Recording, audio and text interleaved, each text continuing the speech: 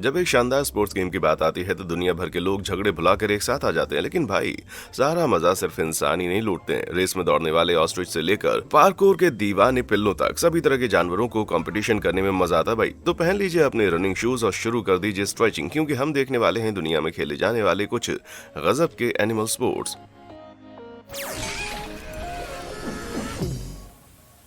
Horse back hilarity. दोस्तों मैं आपको थोड़ा हॉर्स एंटरटेनमेंट दिखाकर शुरुआत करने जा रहा हूँ। आपको तब तक हंसने की गारंटी देता हूँ जब तक कि आपका गला ना दुखने लगे। एक बड़े अंतर के अलावा हॉर्स सॉकर एक अजीब खेल है जिसे घोड़े की पीठ पर बैठकर खेला जाता है। पिच के चारों तरफ 8 घुड़सवारों की टीमें सर पर दौड़ती हैं और घोड़े 40 इंच की एक गेंद को अपने पैरों से आगे बढ़ाते हैं। ह्यूमन फुटबॉल की तरह जो भी टीम सबसे ज्यादा गोल करती है वो जीत जाती है। हालांकि इन पिचों पर गोल पोस्ट 12 से 25 फीट की दूरी पर होते हैं, लेकिन ये इस बात पर निर्भर करता है कि हॉर्स प्लेयर को कितना एक्सपीरियंस है। ये बहुत कुछ लग सकता है, लेकिन जब आप घोड़े की पीठ पर घूम रहे होते हैं तो मुझे लगता है कि सही निशाने पर एक भी शॉट लगाना काफी मुश्किल होता है। और कौन जाने कि उनका ऑफसाइड रूल क्या है। तो इस हॉर्स बैक मैडनेस के लिए आप कहाँ रजिस्ट्रेशन करा सकते हैं भाई? वेल, एक पूरी लीग हुआ करती थी जिसमें लोग हिस्सा ले सकते थे। अमेरिकन इक्वाइन सॉकर लीग कई सालों से एक्टिव थी, लेकिन 2015 से उन्होंने ऑनलाइन पोस्ट करना बंद कर दिया। क्या आप जानते हैं कि क्या ये अजीब खेल अभी भी खेला जाता है? अगर हाँ तो मुझे नीचे कमेंट सेक्शन में आके बताएं। भाई मुझे तो लगता है कि ये अभी भी मौजूद है और खेला जाता है। मेढक की दौड़। दोस्तों कैलिफोर्निया नाम सुनते ही हम समंदर के खूबसूरत किनारों और नेशनल पार्क और बड़े बड़े शहरों के बारे में सोचने लगते हैं, लेकिन आप शायद उन लोगों के ग्रुप के बारे में नहीं सोचते हैं जो ये देखने के लिए इकट्ठा होते हैं कि किसका पालतू मेढक सबसे दूर तक कूद सकता है।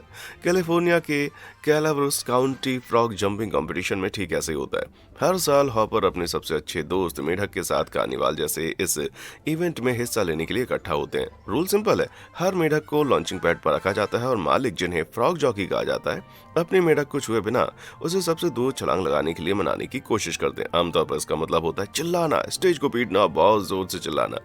हर मेढक को 3 छलांग मिलती हैं और तीसरे छलांग के अंत में कुल दूरी नापी जाती है। जिसका भी टैलेंटेड स्किपर सबसे लंबी दूरी तक छलांग लगाता है वो जीत जाता है। और यहाँ तक कि 50 सबसे अच्छे मेढकों के लिए एक ग्रैंड फाइनल भी है, जहाँ $5000 का इनाम भी जीता जा सकता है, बशर्ते वो ऑल टाइम रिकॉर्ड को तोड़ सकें। लेकिन उन्हें इसे हासिल करने के लिए लंबा कूदना होगा, क्योंकि 1986 में रोसीदा रिबिटर द्वारा बनाया गया रिकॉर्ड 35 सालों से भी ज्यादा लंबे समय से बना हुआ है। इस अद्भुत मेढक ने 21 फीट और 5 3/4 इंच छलांग लगाई थी भाई, जो कि लगभग 4 इंसानों की लंबाई के बराबर है, जो एंड टू एंड लेटे हुए हैं। मुझे यकीन है कि मेढक और उसका मालिक खुशी से झूम रहे होंगे। Whooping on the waves. दोस्तों आप शायद एक ऐसे डॉग को जानते होंगे जिसे तैरना पसंद है, लेकिन क्या आपने कभी किसी डॉग को लहरों की सवारी करते हुए देखा है? नहीं तो जरा तैयार हो जाइए, क्योंकि इन कुत्तों के लिए तैरना बहुत ही मामूली बात है। वो तो सर्फिंग करना पसंद करते हैं भाई।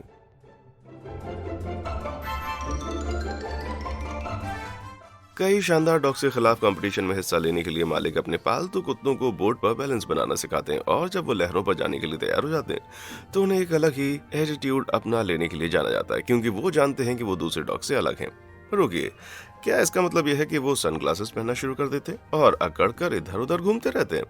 इस खेल की कल्पना the dogs guide to surfing book के राइटर ने की थी, जिसमें अपने पुराने डॉग्स को लहरों पर नई तरकीबें सिखाने के तरीके शामिल हैं। पहला कंपटीशन 2006 में सैन डिएगो कैलिफोर्निया में हुआ था, और ये इतना कामयाब रहा कि अब दुनिया भर में इसी तरह के कंपटीशन हो रहे हैं। जज डॉग के कॉन्फिडेंस बोर्ड के साइज और लहर जितनी बड़ी है और इसके आधार पर पॉइंट्स देते हैं, और हिस्सा लेने के लिए अलग अलग कैटेगरीज भी होती हैं, जैसे कि टैंडम सर्फिंग, जहां आप एक ही बोर्ड पर अपने डॉग को एक दोस्त के डॉग के साथ मिलाकर टीम बना सकते हैं। या जब आपके पास एक सर्फर दोस्त हो तो फिर पूडल की कैसे जरूरत है भाई।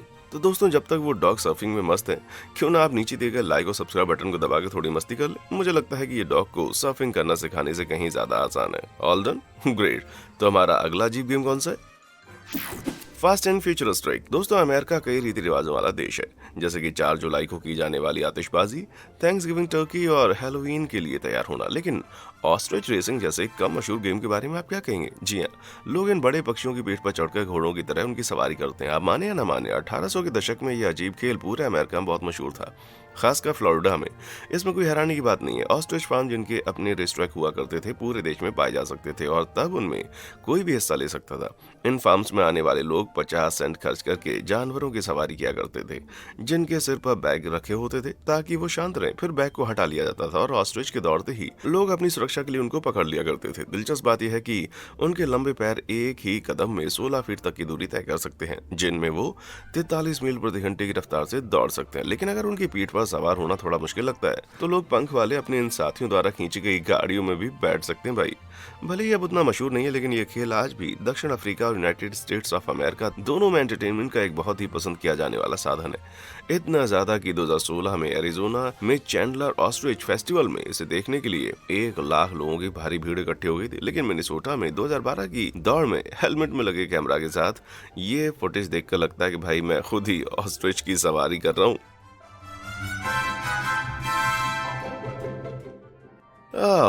और यही वजह है। उछलते कूदते खरगोश। दोस्तों 1970 के दशक में स्वीडन को अपने पॉप सुपर ग्रुप एबा के लिए जाना जाता था, लेकिन साथ ही उस वक्त रैबिट शो जंपिंग का प्यारा खेल पूरे देश में छाया हुआ था। यार एक बड़े हॉर्स शो जंपिंग का एक छोटा सा प्यारा सा वर्जन लगता है ये। 70 के दशक के बाद से इस खेल की लोकप्रियता काफी बढ़ गई और अब इसे दुनिया भर में देखा जा सकता है। खरगोशों को जमीन पर रखे गए अलग अलग हर्डल्स के ऊपर से कूदना पड़ता है और वहां मौजूद जज उसे देखते हैं कि अगर कोई खरगोश पोल से टकरा जाता है या वो कूद नहीं पाता है तो पॉइंट्स काट लिए जाते हैं। दुख की बात है कि अगर कोई खरगोश 7 बार से ज्यादा टकराता है तो वो डिस्क्वालीफाई हो जाता है, लेकिन सबसे कम गलतियां करने वाला खरगोश जीत जाता है। लेकिन इस टूर्नामेंट में सिर्फ सबसे अच्छा बर्ताव करने वाले खरगोशों को ही शामिल किया जाता है।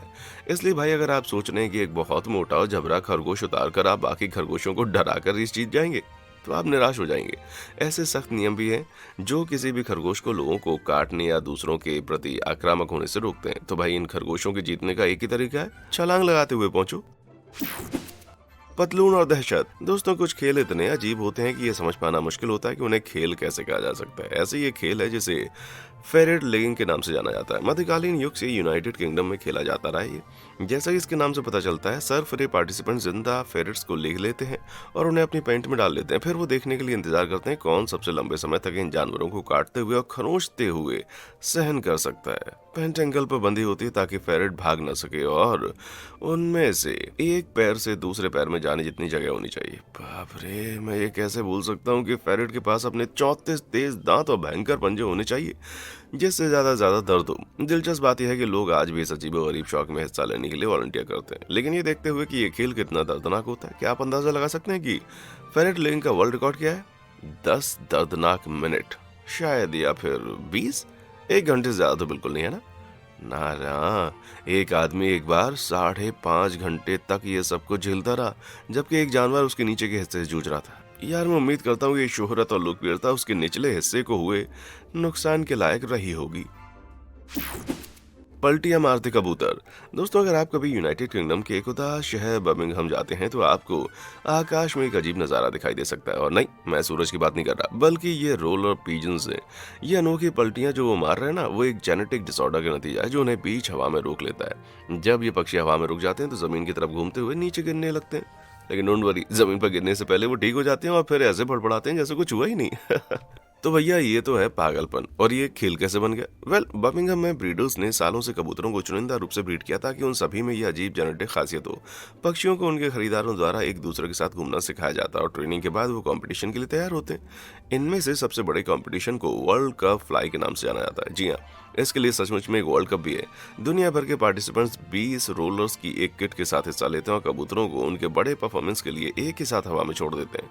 स्कोर करने के लिए 5 या ज्यादा पक्षियों को कम से कम 10 फीट की ऊंचाई से एक साथ नीचे उतरना चाहिए, लेकिन वो यूं ही पत्थरों के झुंड की तरह नहीं कर सकते। कबूतरों के फ्लिप की क्वालिटी, उनके गिरने की ऊंचाई और उनके टीम वर्क को भी जज द्वारा पॉइंट दिए जाते हैं भाई, क्योंकि ये उड़ना नहीं है, स्टाइल में गिरना है। Cat latex. दोस्तों आप वो सोच भी नहीं सकते कि बिल्लियां स्पोर्ट्स में हिस्सा लेना पसंद करती होंगी, लेकिन असल में ऐसा होता है। इन बदमाश बिल्लियों को मैदान पर पसीना बहाने के बजाय इधर उधर लोड लगाने और धूप में सुस्ताने के लिए ज्यादा जाना जाता है। लेकिन कैट एथलेटिक्स स्पोर्ट में पार्टिसिपेट करने वाली बिल्लियों के पास साबित करने के लिए बहुत कुछ है। हाँ, अपने दुश्मन कुत्तों को पछाड़ने की कोशिश में ये बिल्लियां हर्डल्स से ऊपर कूदने और तंग जगहों में सर पर दौड़ने के लिए तैयार रहती हैं। और उनके मालिक भी खेल को उतना ही सीरियसली लेते हैं। खाने की चीजों का लालच देकर वो अपने पालतू दोस्तों को चुपचाप तब तक ट्रेनिंग देते हैं जब तक वो प्रोफेशनल चैंपियनशिप में हिस्सा लेने के लिए तैयार नहीं हो जाते। फिर असली चुनौती शुरू होती है, क्योंकि इस ट्रैक पर किसी भी तरह का लालच देने की इजाजत नहीं है। लोग अपनी बिल्लियों की रुकावटों को पार करने के लिए, आगे बढ़ाने के लिए खिलौनों का इस्तेमाल कर सकते हैं, लेकिन उनको छू नहीं सकते। एक रिंग मास्टर उनकी हर हरकत पर कड़ी नजर रखता है और पूरी दौड़ को बारीकी से रिकॉर्ड करता है। इन हर्डल्स को अरेंज करने की जिम्मेदारी रिंग मास्टर की होती है और इस मजेदार इवेंट को जज करने के लिए उसका क्वालिफाइड होना और ट्रेंड होना जरूरी है। दरअसल इतने सारे नियम हैं कि उनके लिए पूरी 3 पेज की बुकलेट भी है। ये काफी इंप्रेसिव है कि बिल्लियों को एक ऑब्स्टिकल कोर्स को पार करने के लिए ट्रेनिंग दी जा सकती है, लेकिन भाई क्या उनसे पढ़ने की भी उम्मीद की जानी चाहिए? ट्रैक पर कछुए। दोस्तों वैसे तो एक दौड़ में कछुआ खरगोश की लड़ाई की कहानी जग जाहिर है, लेकिन क्या आप जानते हैं कि हकीकत में कछुए अक्सर दौड़ते हैं? हर उम्र के लोगों ने एक सदी से भी ज्यादा समय से कछुए की दौड़ के जोश और उमंग को देखा है। रुकिए, क्या मैंने जोश और उमंग का? सॉरी, मेरा मतलब है सुस्ती और आलस। लेकिन इसके बावजूद कछुओं के मालिक अभी भी अपने पालतू जानवरों के साथ कंपटीशन में हिस्सा लेने के लिए एकजुट होते हैं। जरा देखिए इस रोमांचक मुकाबले को।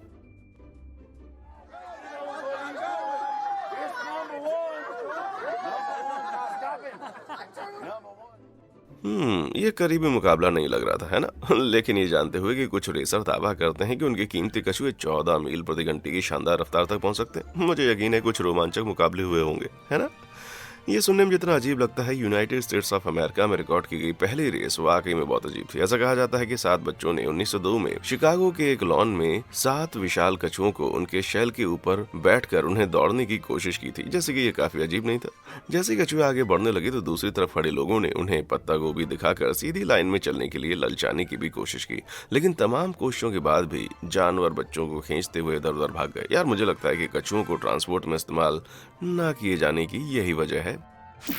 पापर पार्कौर। दोस्तों जब आप काम पर या स्कूल में एक लंबा दिन बिताने के बाद थक जाते हैं तो अपने डॉग को एक लंबी सैर के लिए बाहर ले जाना और उसका इरादा रखना भी काफी थका देने वाला हो सकता है। तो इसके बजाय क्यों ना थोड़ा सा टाइम बचाया जाए और उसे 20 मिनट के पाको सेशन के लिए बाहर ले जाया जाए। जी आपने सही सुना, कम से कम 2011 से यूक्रेन में डॉग पाको खेला जा रहा है और हाल ही में यूके में भी खेला जाना शुरू हो चुका है, क्योंकि इसमें बहुत कम समय में बहुत ज्यादा एक्सरसाइज हो जाती है। इंस्ट्रक्टर इसे कुत्तों के लिए हाई इंटेंसिटी इंटरवल ट्रेनिंग के रूप में मानते हैं। ट्रेट नाम का ये डॉग यूक्रेन में रहता है और इस बात का एक शानदार उदाहरण है कि अगर सही ट्रेनिंग दी जाए तो पाको डॉग्स कितने चुस्त और फुर्तीले हो सकते हैं। शुक्र है आपको ट्रेट के मालिक की तरह फुर्तीला नहीं होना चाहिए। यह पाको वो खेल है जिसमें आपको अपने आसपास के एनवायरनमेंट की बाधाओं को पार करते हुए पॉइंट को एक ऑब्स्टिकल कोर्स के रूप में आसपास के वातावरण का इस्तेमाल करके पॉइंट ए से पॉइंट बी तक जाने की जरूरत होती है। इसलिए चलने के मुकाबले इसमें ज्यादा एनर्जी की जरूरत होती है और अगर आप इसे अपने डॉग के साथ आजमाना चाहते हैं तो आपको किसी खास साजो सामान की जरूरत नहीं है। उसे मैनेज करने के लिए बस एक बट्टा और उसके करतब के लिए थोड़ा सा खाने का लालच देना होगा, तो कोई भी इसे आजमा सकता है। ये उन डॉग्स के लिए भी फायदेमंद है जो कि डरा हुआ महसूस करते हैं, क्योंकि ये उन्हें काम करने का फिजिकल फोकस देता है। ट्रेट का चेहरा देखते ही मेरी सारी चिंता छूमंतर हो गई भाई। मजेदार घुड़सवारी। दोस्तों जब आप स्केटबोर्डिंग के साथ घुड़सवारी करते हैं तो क्या होता है? यही सवाल ब्रिटिश स्केटर और घुड़सवार डेनियल फाउलर प्राइम ने 2004 में एक शाम अपने आप से पहले पूछा था। जवाब ढूंढने के लिए उसने माउंटेन बोर्ड को घोड़े से बांधने का फैसला किया और देखा कि क्या वो उसके पीछे बोर्ड की सवारी कर सकता है, क्योंकि डेनियल ऐसा ही करता है। दिलचस्प बात यह है कि ये कामयाब रहा। फिर उसे अपने इस नए टैलेंट के साथ और खेलने में एक साथ बिताने के बाद कॉर्नवाल के एक समुद्र तट पर एक ट्रैक राइडिंग फोटोशूट के लिए इनवाइट किया गया, लेकिन डेनियल के लिए सिर्फ रेत पर दौड़ना ही काफी नहीं था। नतीजा यह हुआ कि जब यह खबर सामने आई कि एक जांबाज सर्फर घोड़े द्वारा खींचे जाने के दौरान समुद्र के किनारे सर्फिंग कर रहा था, फिर तो लोग पागल हो गए। हर कोई जल्दी इन्हें आजमाना चाहता था और पहली हॉर्स सर्फिंग चैंपियनशिप फ्रांस में 1 साल बाद 2006 में आयोजित की गई थी। उसके बाद इसका नाम हॉर्स बोर्डिंग रख दिया गया और 2009 में यूके ने पहली नेशनल हॉर्स बोर्डिंग चैंपियनशिप की मेजबानी की। घोड़े से जुड़े माउंटेन बोर्ड का इस्तेमाल करके जमीन पर घुड़सवारी की जाती है और खेलने वाले इसे एक एडवेंचर स्पोर्ट कहते हैं और मैं उनकी इस बात से सहमत हूँ। टीम में 2 राइडर्स होते हैं, एक घोड़े की पीठ पर घोड़े को चलाने के लिए और दूसरा एक माउंटेन बोर्ड पर जो पीछे बोर्ड पर होता है। साथ मिलकर उन्हें 2 दिनों में 2 अलग अलग ट्रैक्स को नेविगेट करना होता है बिना किसी चीज से टकराए या गिरे, जो उतना ही मुश्किल है जितना कि वो है। शुक्र है कि राइडर्स बहुत सारे प्रोटेक्टिव गियर पहनते हैं, लेकिन ये मेरे लिए बहुत मायने नहीं रखता, क्योंकि भाई इस बात की कोई संभावना नहीं है कि मैं उन जांबाज घुड़सवारों की टीम में शामिल हो जाऊं। सर पर दौड़ने वाले ग्रेहाउंड।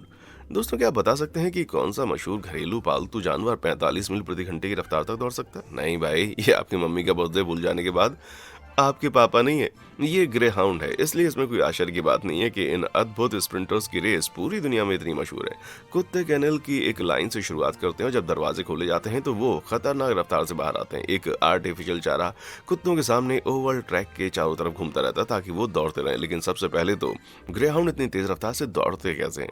ये पता चला है कि वो इतनी तेजी से आगे इसलिए बढ़ सकते हैं क्योंकि जब भी वो आगे बढ़ते हैं उनके लचीले शरीर स्प्रिंग की तरह सिकुड़ते और खींचते रहते हैं। इससे उन्हें इतनी ताकत मिलती है कि उनके चारों पैर हर कदम पर जमीन से ऊपर उठते जाते हैं। इसके अलावा हमारे दिलों की तुलना में, जिनका औसत वजन 1% से भी कम होता है, उनका दिल उनके शरीर के वजन का लगभग 2% बनाता है। ये एक्सरसाइज स्पीड में तब्दील हो जाती है क्योंकि ग्रे हाउंड 30 सेकंड की इस रेस में अपने पूरे शरीर में 5 बार ब्लड को पंप कर सकते हैं। इससे पता चलता है कि उनकी मांसपेशियों को पूरे समय बहुत ज्यादा ऑक्सीजन मिलता है जो उन्हें जल्दी थकने से रोक देता है। ठीक है, तो ग्रे हाउंड की रफ्तार की तुलना चीतों से कैसे की जाती है? वेल, 75 मील प्रति घंटे की रफ्तार के साथ इसमें कोई शक नहीं है कि ये जंगली बिल्ली सबसे तेज रनर है, लेकिन फिर भी चीतों को लंबी दूरी तय करना मुश्किल लगता है और मैराथन के एक हाउंड के खिलाफ रेस करने में उन्हें हार का सामना करना पड़ेगा। ग्रे हाउंड सिर्फ 6 बड़ी छलांगों में 45 मील प्रति घंटे की रफ्तार से स्पीड पकड़ सकता है। इसका मतलब है कि सबसे तेज लैम्बोर्गिनी सेस्टो एलिमेंटो, जो 2.5 सेकंड में 0 से 60 मील की स्पीड पकड़ लेती है, वो भी स्टार्टिंग लाइन पर इससे मुश्किल से ही आगे निकल पाएगी। लेकिन फिर भी अगर आप स्पीड की बात करना चाहते हैं तो ब्लड हाउंड LSR आसानी से चीता, ग्रे हाउंड और लैम्बोर्गिनी को हरा देगा। एक दशक से ज्यादा चल रहे इस डेवलपमेंट में कार के पूरी तरह बन जाने पर इसे 100 मील प्रति घंटे की स्पीड पकड़ने का अनुमान लगाया गया है। ये प्लेन की स्पीड से लगभग 2 गुना तेज है। हे भगवान, उन बेचारे ग्रे हाउंड का तो सारा कॉन्फिडेंस ही निकल जाएगा भाई। The main event. दोस्तों, 1980 में वेल्स के एक पब में 2 आदमी रात में शराब पीकर बातें कर रहे थे। फिर उनकी बकबक एक बहस में बदल गई। चट्टानी पहाड़ी इलाकों की दौड़ में कौन जीतेगा, घोड़ा या इंसान? भले ही घोड़े बहुत तेज दौड़ सकते हैं और उनमें ज्यादा ताकत होती है, लेकिन इंसान उबड़ खाबड़ वाले इलाकों में चढ़ाई करने और नेविगेट करने में ज्यादा बेहतर होते हैं। ये काफी बड़ा सवाल था, लेकिन उनसे अनजान बार के मालिक ने उनकी बातचीत को सुन लिया, जिससे उनके मन में एक सवाल पैदा हो गया, क्यों ना इसे आजमाया जाए। और यहीं से इस मजेदार नाम वाली मैन वर्सेस हॉर्स मैराथन की शुरुआत हुई। ये एनुअल टूर्नामेंट वेल्स के ग्रामीण इलाकों में 22 मील के ट्रैक पर घुड़सवारों की एक टीम के खिलाफ एथलीटों की एक टीम को यहाँ खींच कर लाता है। इसे थोड़ा बेहतरीन बनाने के लिए पैदल चलने वालों को 15 मिनट पहले शुरुआत करने दी जाती है, लेकिन फिर भी इतना आसान नहीं होता। लेकिन मैदान पर किसी को भी घोड़ों को पछाड़ने में और इस शानदार इनाम को जीतने में 25 साल लग गए थे। 2004 में होव लोब ने सबसे नजदीकी घोड़े को पूरे 2 मिनट से हरा दिया। उसने ये रेस 2 घंटे और 5 मिनट पूरी की थी, लेकिन उनके चेहरे पर स्माइल सिर्फ एक अद्भुत कामयाबी के कारण नहीं थी। लॉब ने 25,000 पाउंड भी जीते थे, जो आज के हिसाब से लगभग $49,000 है, क्योंकि हर साल जब घोड़ों की जीत होती है तो जीतने वालों की इनामी राशि में 1,000 पाउंड बढ़ा दिए जाते हैं, जिससे इस कंपटीशन को बढ़ावा मिलता है। तब से सिर्फ एक और बंदे ने इतना बड़ा इनाम जीता है और वो उसके सिर्फ 3 साल बाद हुआ। इसलिए अगर आपको लगता है कि आप में वो बात है तो इधर उधर भागना छोड़िए और वेल्स के तरफ बढ़ जाइए। वहाँ 14,000 पाउंड आपका इंतजार कर रहे हैं भाई। Herding hounds. दोस्तों, अगर शीप डॉग के पास चराने के लिए भेड़ें नहीं होती हैं तो वो करता क्या है? अपनी पूंछ का पीछा? क्या ये भेड़ से संबंधित नेचर डॉक्यूमेंट्री देखने के लिए तरसता है? बिल्कुल नहीं, वो ट्री बॉल का गेम खेलने में मस्त हो जाता है। इस डॉग स्पोर्ट की शुरुआत लगभग 20 साल पहले जर्मनी में हुई थी। उन शीप डॉग्स को मानसिक और शारीरिक कसरत देने के लिए जिनके पास चराने के लिए भेड़ें थीं, ये तब से ही बढ़ता गया है और अब इसे एक कंपटीशन के रूप में खेला जाता है और अब डॉग की कोई भी ब्रीड इसमें पार्टिसिपेट कर सकती है। दरअसल ये जानवर अपने मालिकों की फिजिकल हेल्प के बिना 8 बड़ी गेंदों को गोल करने के लिए इसमें हिस्सा लेते हैं।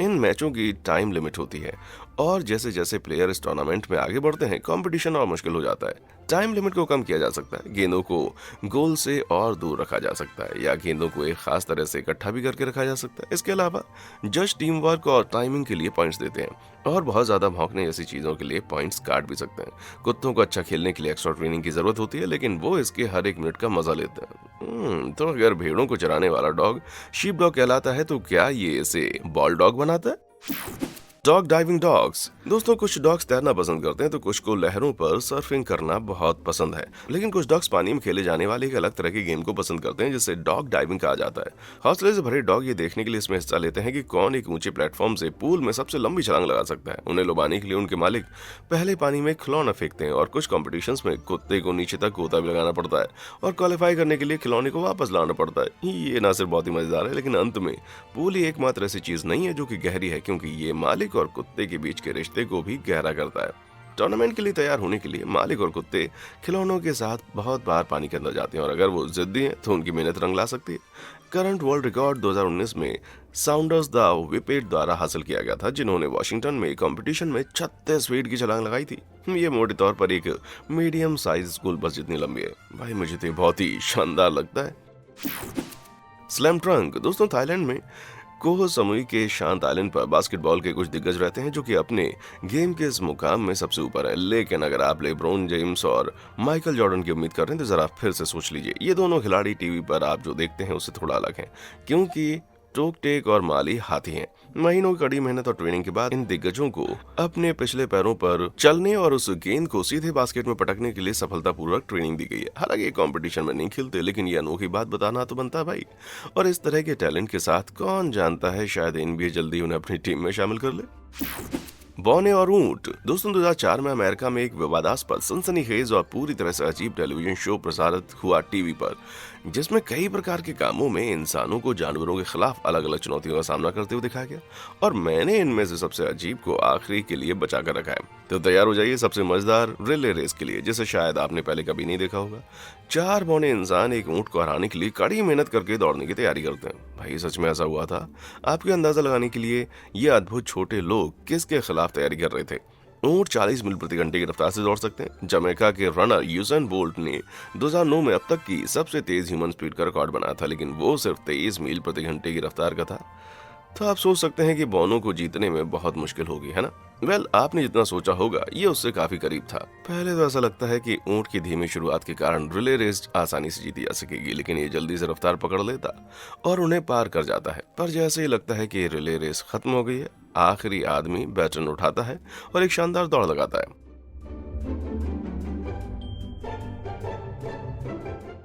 बावजूद इसके कि उनकी आखिरी दौड़ काफी शानदार रही, बौने दूसरे नंबर पर आए। अरे यार, मैं उम्मीद करता हूँ कि रनर के रूप में ये उनके लिए रास्ते में बस एक छोटी सी रुकावट थी, और इसके साथ ही हमने फिनिश लाइन पार कर ली।